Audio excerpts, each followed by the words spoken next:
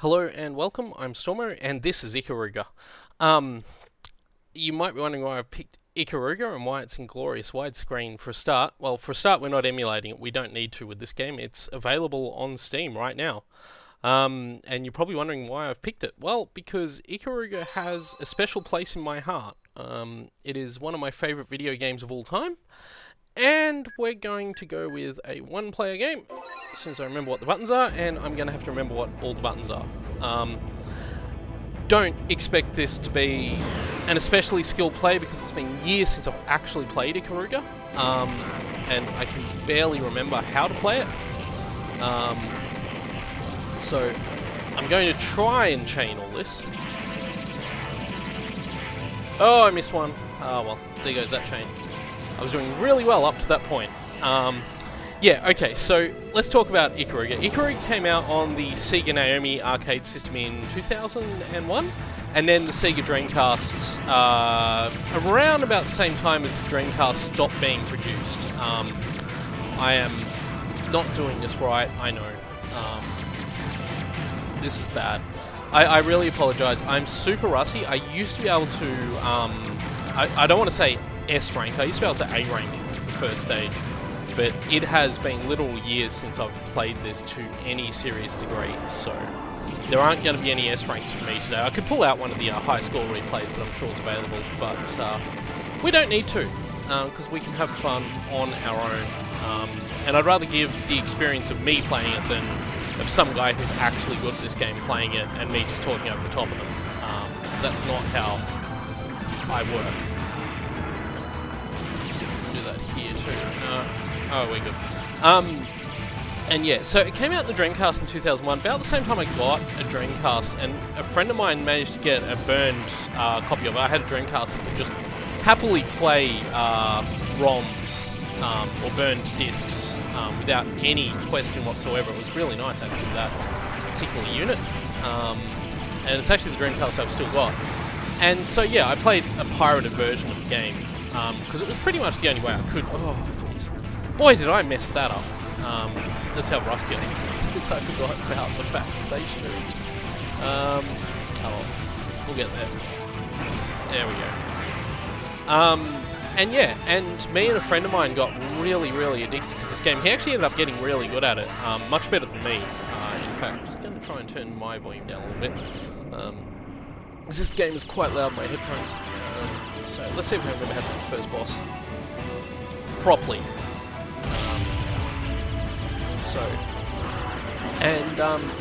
It's probably, I think I mentioned when I talked about Doronpachi the other day, that Ikaruga was the game that sort of made me rediscover this kind of game after not really having paid attention to what was going on in the world of shooting games since the early 90s. I'm going to do this the easy way.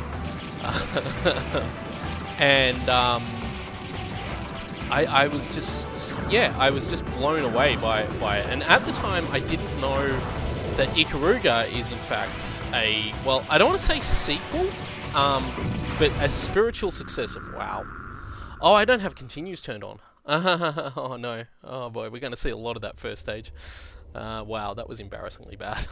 Well, not really. I mean, I'm not professing to be good at this. Let's see if I can enable. I may have it set so that, yeah, continues are off.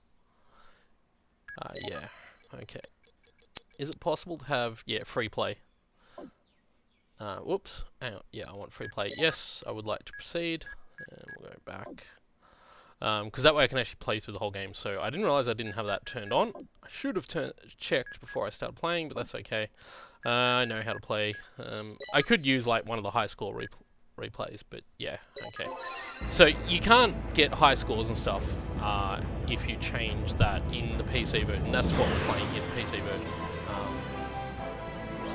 So black, go white, whoops, black, go white. I've messed it up. Ah well. Oh well. I can. Well. Oh wow. Really? I'm just trying to be too aggressive. Anyway, so as I was saying before, I was so rudely interrupted by like dying on the first stage boss. Ikaruga is a game that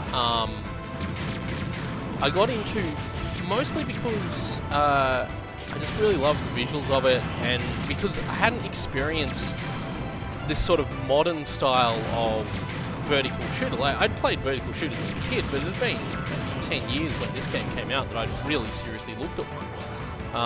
And as I said with Dot on Patch the other day, this was the game that made me rediscover them as a thing. I didn't know they existed. Well, I knew they existed, but I didn't know they still made them.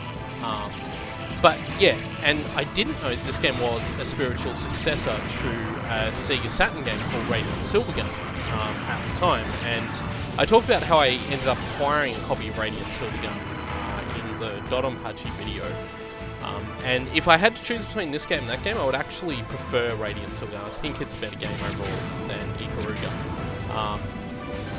That said, and I know that sounds weird given that Ikaruga holds a pretty high place in most people's views of greatest video games of all time, and I'll talk about why that is in a sec, but Radiant Silvergun was, for me, a game I found more interesting as a game, partly because Radiant Silvergun's Sega Saturn version, because it is also an arcade game, came out on the Sega Titan arcade system, which is a Sega Saturn-based arcade board. But Radiant Silvergun, I believe if I do that I can get some mad crazy chains, but oh well. Energy max, okay. So, I'll remember to try and use the max energy this time, but let's see how we go. Anyway, so, and I would actually would love to make a video about Radiant Silvergun, just talking about why it's such an amazing video game, and why I really like it. But unfortunately, I have zero way of capturing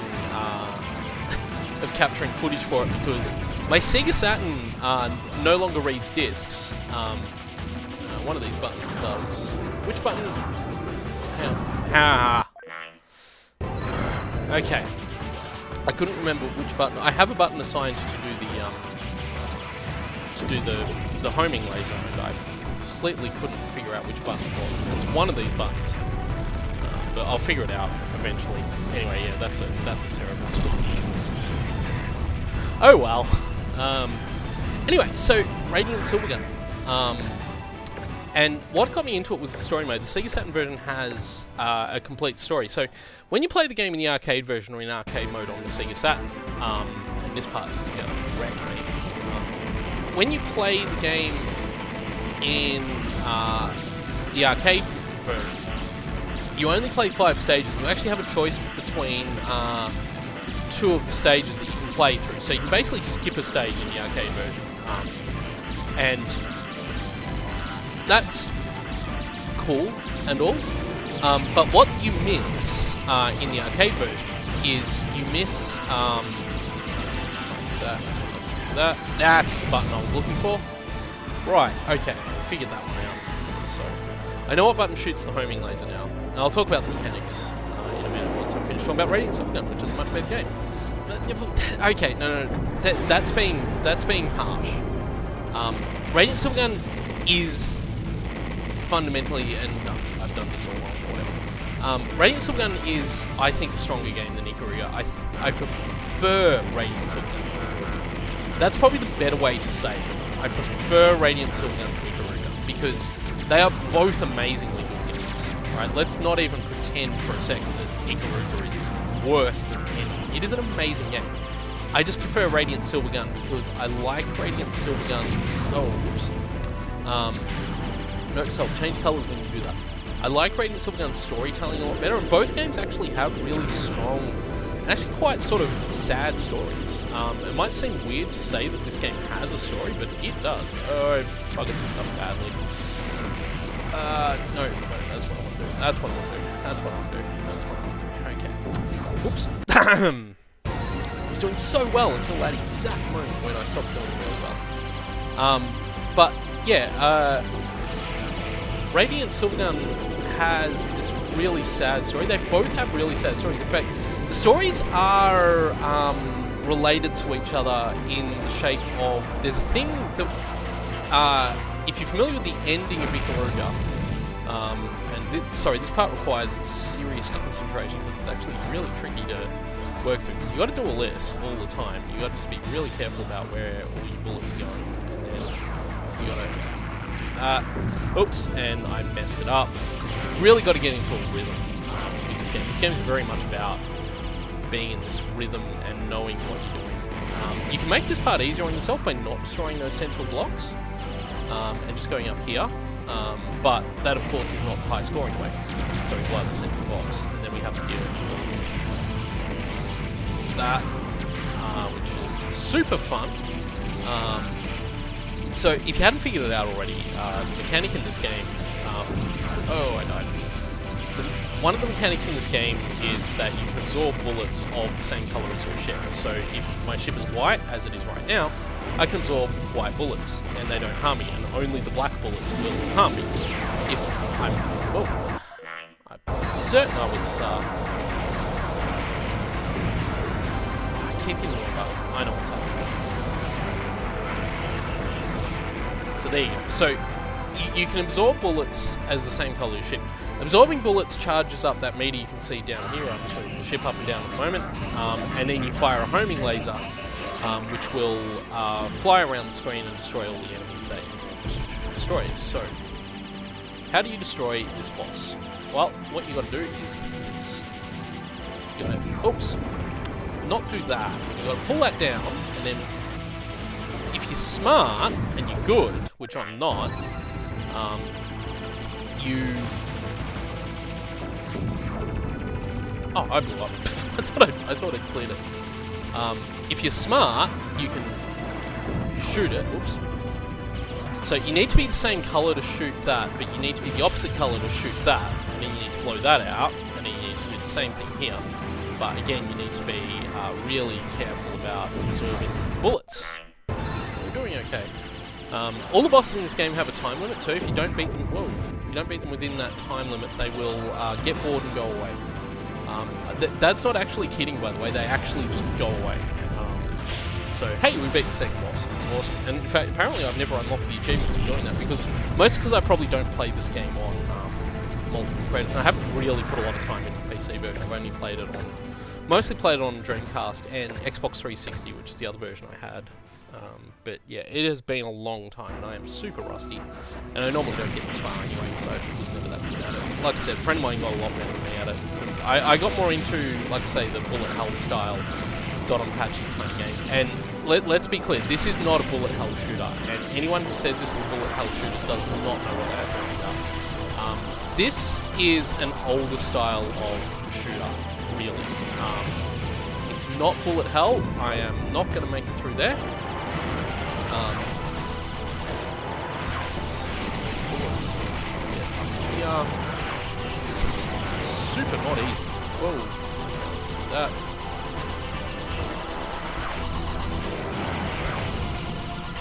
Oh, whoops. I was doing so well too. It's amazing. Oh, no, that's not where I want to be there. This one. Wait, you don't even have to do that. Wow. This stage is a pain. It's great though. It's a fantastic stage, but yeah. That first part's really rough. So, anyway, let's go through there. Hey, I'm chaining! It's almost like I'm skilled. Anyway, yeah, so this game is not a bullet hell shooter. Let's be clear about that from the beginning. Radiant Silvergun isn't either. These games are much slower, and they lack a lot of the things that I would make them classify as a bullet hell shooter. And I know it might seem weird to say that Ikaruga is a slow game, because it's by no means slow, but you compare this to something like Dot on Patch, and it is slow. It is a lot slower paced than a bullet hell type game. It also has something you've probably noticed if you're unfamiliar with the game. It also has some... I changed colours then. I swear I changed colours. Oops. That's something I can hang on. Oh boy. Oh, whoops. I am also playing this on an Xbox. Sorry, I am also playing this with an Xbox 360 controller, so my D-pad movements are a little rough. So I think I can just sort of sit there and not have have to worry about my game? I'm not sure. Oops. Oh, I was doing okay until that moment. Okay, this is the fun part. This part is properly difficult. This is sort of the point, I guess, where the game starts getting truly hard, because you've really got to know that this is all coming and that you need to be up the top of the screen. And if you're trying to do this for score, you've then got to factor in all the colour changing you've got to do. See, I'm not even doing the colour changing here. But if you want to get the scores, which you do, because that's kind of the point, you've got to factor all the colour changes and all that stuff in, and you've got to change colour here, that. Oh, jeez, I hit them. There is a little bit of a delay between changing colour and that was just me being stupid, but there is a little bit of a delay between changing colour and it actually happening again. So you've got to just sort of factor that in. And again, it happened to me there too. It's not happening now, which is good. This is a mini boss. This is like the only mini boss in the game too, as far as I'm aware. So anyway, what was I going to say? Oh, that's right. Oh, why did I change colour then? I'm too used to... Yeah, I know why I'm doing it. Oh god, third stage boss. I'm not even sure I'll kill this. It's a pain in the bum, this one. Anyway, oh, what was I saying? I was talking about... Oh, I'm playing this on, the PC. Let's try and absorb. Let's just try and do what we can here. This isn't going to end well. Boy, this is not going to end well. So what you got to do with this boss is you got to blow all these things up. Why did I change colour though? I know why I'm doing it. It's because in my head, the button to change colour and the button to fire the homing laser is the same button, and I don't know why that's happening to me. It's like I've just got this weird sort of crossed wire going on where I know they're different buttons, but I just can't get my head around the fact that they're different buttons at the moment. It's just driving me up the wall. It's been a long time since I've played this game. That's not good. Anyway, we're nearly done. Yeah, we actually want to use opposite colours on these things, because otherwise they will. I don't think we're actually going to beat this boss. So we got that one. That's right. Okay. It's now getting fast. Most of them down, but I think there's still a couple that it's just going to be alright for the button to sort of deal with. We got that one, that one. I think there's only these. Oh boy! Oh boy! I forgot that happens. That's good though, because we can use that.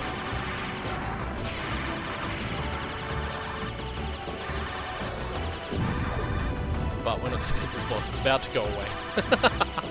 I am bad at Ikaruga. See, that's what happens if the timer runs out. The boss gets bored and goes away. And you don't get any bonus points for it, because you didn't destroy it. So yeah, that's cool. C grade. Oh, why am I pausing? Okay, stage 4 of this game is probably the best stage. I mean, stage 5 is amazing as well. The last two stages are both really cool, but stage 4, as you'll see, it's one of those stages that shooting games sometimes have, where it's just a single big thing that you've got to destroy in parts as you go around the stage. Once you get past this freaking ridiculous opening part, which we've just done. So yeah.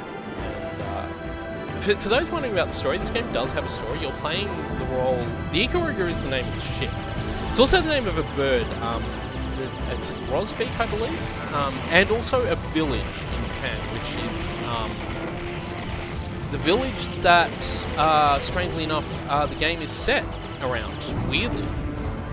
Basically what happened is, it's like in the future, and there's this like evil empire that's managed to take over the world using a mysterious power, and you, as one of the last of the resistance, end up crashing in this village and meeting this old guy who's been building a ship to, and I'm just going to constantly lie here, I apologise for that, using a ship to, I'm really not familiar with this. It's not often I play this far into the game, okay? I never got that good. But anyway, you are the fighter, and you end up crashing a village. The old guy whose name, he has a name and I've forgotten what it is, but there's like this old guy who, I feel like I shouldn't be sitting there. Yeah, that's right. This is good fun. Oh boy, that's not going well for us, is it? I got in the wrong spot then. Oh well. But yeah, the old guy, he had this ship that he's been building to, and he needed a pilot for it, and you happen to be a pilot. So you fly in, your name in the game is Shinra, and he luckily had a spare ship. In fact, no, he doesn't have a spare ship. What happens is, there's also a mercenary, a woman named Kigari, who appears as well. So your name's Shinra, and there's a woman named Kigari, and she has a ship too, and her ship's called Ginkei. And that's the player 2 ship, which is why the two ships actually look completely different to each other. Is because 1P and 2P both have their own names. Oh boy, this part.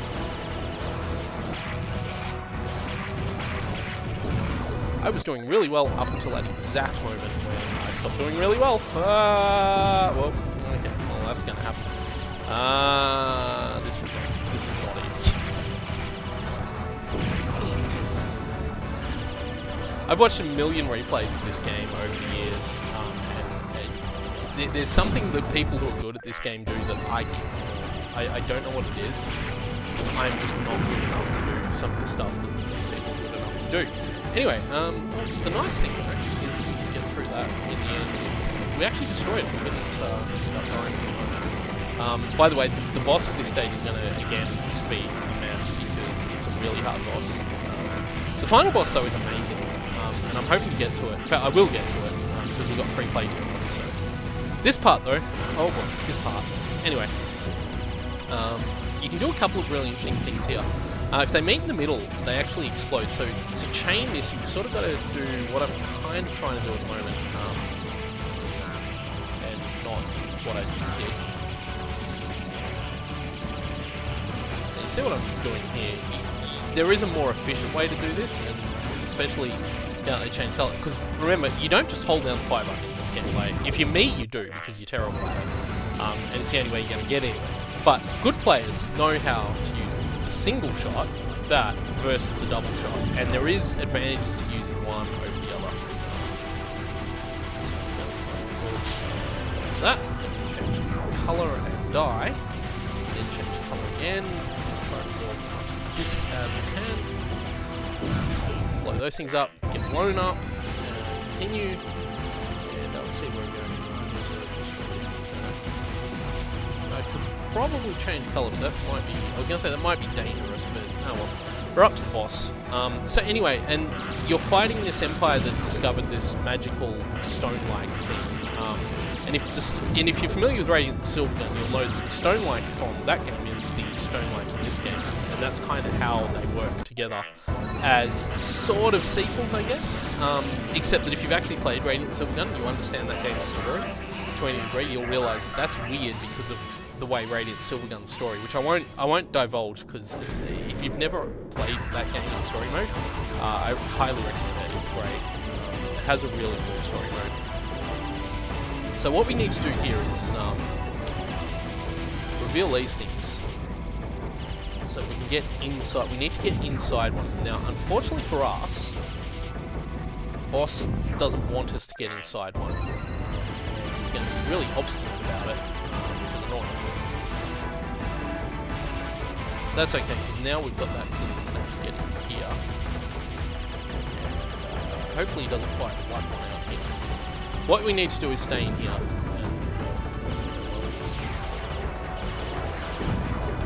Well, that was doing really well up until the point where I died, because these big lasers actually push against you. So you've sort of got to... Jeez. Wow, I'm doing... I did well. That was amazing. I actually kind of did that. Wow, okay, that was almost like I'm skilled or something. I don't know how that happened. But yeah, so if you know how Radiant Silvergun's plot plays out, it's a bit weird that this game's plot plays out weirdly. So I talked a little bit before about the bullet absorption mechanic. The other thing to keep in mind, you probably noticed it coming up, is the chaining system in this game. If you kill 3 enemies of a colour, you get a bonus based on your point in the chain. If you kill 3 more enemies of either the same color or of a different color, you will... Oops. Started badly. Okay, so you can see the chain in effect here. So I was getting max chain there, which is after, I think it's 8 chains, you get max chain. I'm just gonna... I was gonna say, I'm just gonna say white here, because everything's white, but it's not. Black. Probably didn't need to waste that.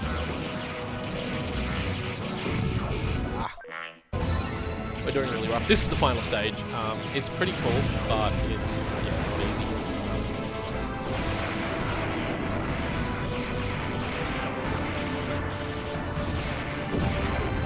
We're doing alright. We're right up until that moment.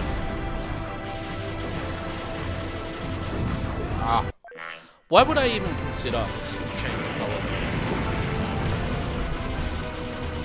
So the whole thing here is set up to get you to use your homing lasers, which is why you're getting all those random bullets. Like, you actually have to stay white to absorb them. Should point out too that you deal double damage to enemies of the opposite color of your ship. So if you're white, you deal double damage to black enemies, and if you're black, you deal double damage to white enemies.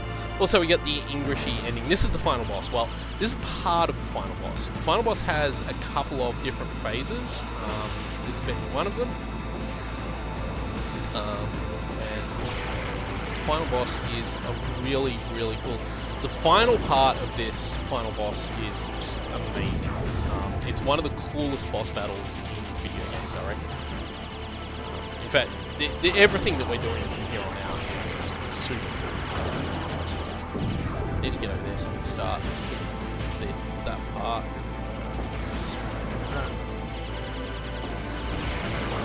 So what I'm doing here is trying to absorb all the lasers.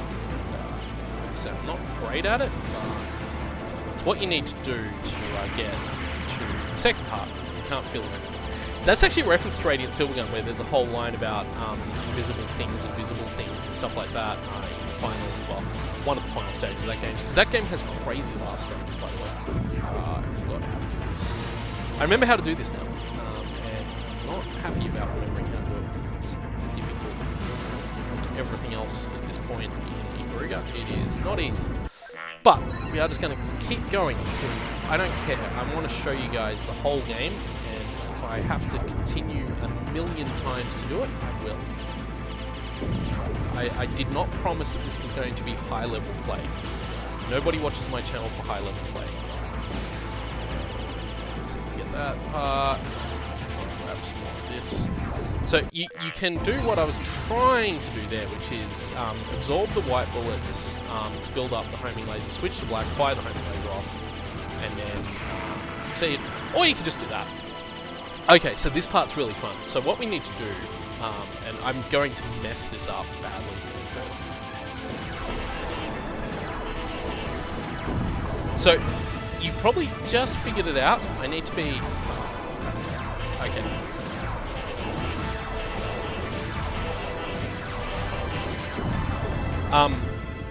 The trick...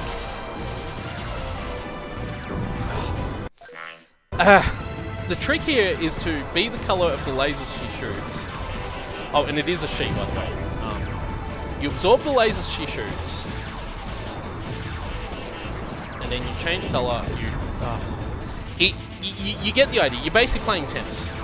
It's a tennis boss, and I'm doing really badly at it, but that's okay.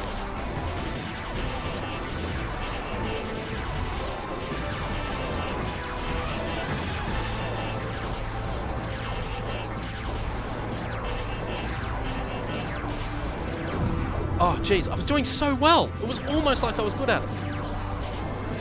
Oh, whoops. Came up wrong color.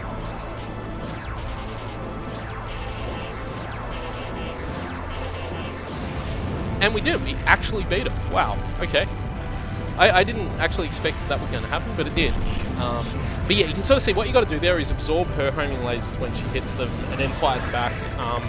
I think you need to switch color and fire them back as the opposite color. Because of the way, because you probably noticed she switches from black to white as well. This is the stone light. We also cannot shoot here. Literally all we can do is change color. And we have to do this for about 60 seconds. So that'll be fun for us. Then we get this game's incredibly tragic ending, which you'll see. I won't give away too much more, but if you play this game, you'll know what I'm getting at. So I'm just gonna... Oh boy.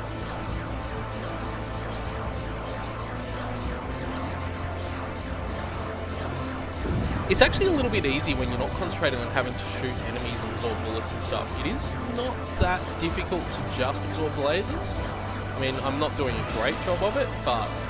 And I mean, you can go a bit crazy here and try and... this part's a bit tricky because of the...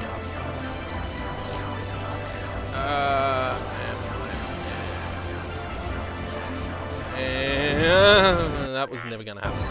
Oh well, we're doing okay. We've only got 2 more seconds. Okay, here it is.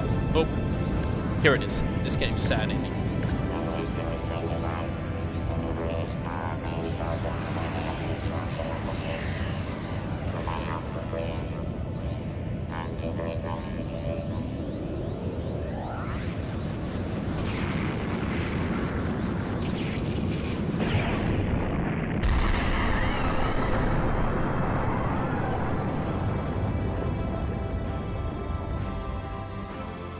Okay, so if you missed it there, the voice actually says that in order to destroy the Stone Light, you have to release the power limiters on the ship, and in order to do that, you have to firing the laser at maximum power like that will result in the destruction of the ship, and of course you die, which is quite tragic. And I have to admit, like, when I understood what was going on there, I was like, wow, that's incredibly sad. Now, I sort of can't see it without really feeling a bit sort of emotional about it. Even just watching it again then. And I suppose, too, it's one of those things where I have a lot of memories associated with this game anyway. And it's one of those things where it's just, yeah, it's a really, really tragic ending. And it's kind of hard to explain if you don't know the story, because the game doesn't tell a lot of the story in game, but if you know it outside of the game, by the way, those birds are actual Ikarugas, I believe, which is it's the proper name is Japanese grosbeak, I think is, but yeah, that's what the ship is named for, these birds, and the village, of course. So yeah, that's Ikaruga, which I've played through entirely because it's not a long game. It's a really amazing game, obviously, and of course, if you're interested in it and you don't think you'd be very good at it, one thing you can do with the Steam version and also the Xbox 360 version as well is they have a high score replay system where you can actually download replays of the top players, and you can just watch it played by like actual people with skill, as opposed to me, who is not a skilled person and is not professing to be a skilled person. You probably also noticed in the credits earlier there was the name Hiroshi Iuchi, who is basically the one-man band who was the guy who had the idea for this game, developed, or did a lot of the development, like, not all of it, obviously there's more than him involved, but it was his original idea. He did a lot of the design and development. He also composed, I believe, pretty much the entire soundtrack to this game. It does have a really amazing soundtrack. It's not by, it's not like Radiant Silvergun, which has a really cool Hitoshi Sakimoto soundtrack. It's actually got its own really good soundtrack. And yeah, of course, this game is made by Treasure, who just had this run of amazing games in the 90s and early 2000s. Yay, we can select Chapter 3, and Chapter 4, and Final Chapter. That's for a practice mode that the game has. So yeah, and yeah, the game is not well. 4.9 million, which is, oh geez, that's bad. I think top scores tend to be around 30 to 35 million, thereabouts, something like that. Possibly even more these days. I haven't looked at the high score table for this game. Well, let's have a look at the leaderboards and see what they are at the moment. One player arcade. Yeah, let's see if they're up for a start. 60 million. How are people getting 60 million points in this game? That actually seems suspicious to me. I'd be curious about that, because there's a lot of there aren't a lot of places in this game to really sort of milk bullets like there are in Radiant Silvergun, because all the bosses in this game have a fairly short timer. You can't sort of milk them for points. Although the final boss, one of the best strategies to get a high score in this game is to actually not kill the final boss. It turns out it's actually better from a score perspective to just do the laser absorption and not fire them back, which is hilarious. But yeah, so those scores are interesting because this is about where I would have thought a good score was coming from. So I'm a little surprised that these scores there, and I suspect something fishy is going on there because I can't imagine that that's possible just with normal play. But yeah, so 30 to 35 million is about normal, I think. And that's chaining every level, getting S++ rank, and doing all that crazy stuff. We've also unlocked an appendix, which I discovered I had today, which has given us access to the game's soundtrack, apparently. Oh, cool, so you can play all the music, and it's actually got the names for all the pieces of music. That's really nifty. Because like I said, this game has amazing pieces of music, and also I noticed a gallery, and the gallery is probably worth talking about. Let's see what we can get with the gallery. That's just art for Ikaruga and Ginkei, and the pilot, which is, yeah, okay. But I obviously haven't unlocked, or have I? Ah, here we go. So this is Shinra, who is the character you're playing as. That's Kagari, who's the female character. There's better images. The Dreamcast GD-ROM actually has some pictures on it that, when you put into a PC, they're just like regular sort of bitmap images. Obviously haven't unlocked that, so that's why it's saying no data. Here we go, illustrations. This is what I was looking for. So this game has some amazing artwork too. And you can see a lot of this really cool artwork. That's the title screen art, which is used in this and the Dreamcast version. Hopefully I've unlocked a lot of this. This artwork, I actually have a model, like an actual sort of kit model that you can build of this ship, and that's the artwork on the box for it. Now I really should get around to building it, because I've had it for years and I've never got around to building it. But yeah, and I love the design of the ship in this game as well, and the Ginkei, I always like the design of the Ginkei as well, and in a weird way, I feel like the ships sort of represent their pilots. Like, Shinra is a male pilot, and he's this struggle and survival, whereas Ginkei is a female pilot, Kagari is a female pilot, and Ginkei looks very feminine as a ship. It's got like the skirt going on and the shape and everything like that. That's Shinra, that's what he looks like. And as I said, the artwork is actually really cool. I love the style in this. That is the Empress, I believe. In fact, did it say? No, that's Kagari. Okay, so that's a different version of Kagari, because that's not... Kazumori, that's the name of the old guy who builds the Ikaruga. And in fact, if you saw at the start of the game, the thing that he launches out of, that's called the Sword of Akala. And I think these two are guys that help him somehow. Horai Tenro, that's the Empress. And yeah, she's like she's the person we fought at the end there. And Asami, I'm not sure his relationship to everything. But yeah, so these are all sort of characters that for a story mode that doesn't really exist. And yeah, these are the posters. You might recognize some of these if you've seen any of the box art for the game. What I was hoping to see here as we went through all this, though, was there's obviously magazine ads for it.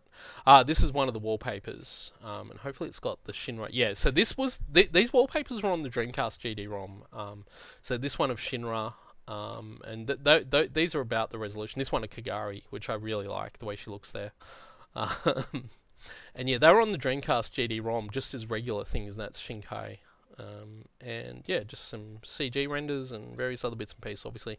But yeah, so that's Ikaruga, and I've been pretty thorough with it, I think, going through the art gallery. I could leave these up a bit faster, couldn't I? These are basically enemy designs. So these are some of the ships we encounter as the enemies. Those are the big sort of truck things you fight. Those are the smaller enemies that you destroy at various points. And yeah, some of these, you'll recognise these from in the game at various points. Not sure if there is boss ones, so these are from Stage 5, those big ships from Stage 5. Aboshidori, who was the Stage 1 boss, and the Stage 2 boss, Bapuso. Yeah, because all the bosses have names, and I believe they're all named after birds as well. I'm not 100% on that, though. Stage 3 boss there, looking really cool. Stage 4 boss, which is that entire satellite. And remember, this boss is huge because you actually fight through the whole thing before you get to that final part of it.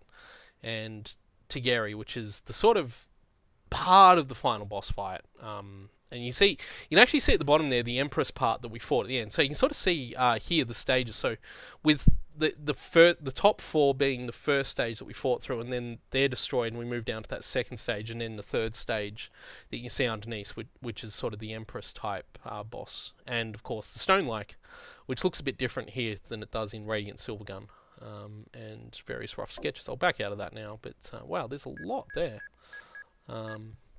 Didn't realise how much there was in that gallery, but that's really nifty. So, anyway, was there anything I was going to say?